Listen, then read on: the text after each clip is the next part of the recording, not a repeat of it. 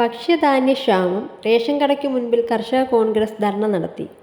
കഴിഞ്ഞ 2 ആഴ്ചയായി കാർത്തിപ്പള്ളി താലൂക്കിലെ റേഷൻ കടകളിൽ അരി, ഗോതമ്പ്, ആട്ട തുടങ്ങിയ ഭക്ഷ്യവസ്തുക്കൾ കിട്ടാതെ സാധാരണ ജനങ്ങൾ ബുദ്ധിമുട്ട് അനുഭവിച്ചിട്ടും അനങ്ങാപ്പാറ നയം സ്വീകരിക്കുന്ന സർക്കാർ നടപടിയിൽ പ്രതിഷേധിച്ചുകൊണ്ട് കർഷക കോൺഗ്രസ് ഹരിപ്പാട് നിയോജക മണ്ഡലം കമ്മിറ്റിയുടെ നേതൃത്വത്തിൽ ചിങ്ങോലി 12-ാം നമ്പർ സഹകരണ ബാങ്കിന് സമീപമുള്ള റേഷൻ കടയ്ക്ക് മുൻപിൽ പ്രതിഷേധ ധർണ നടത്തി.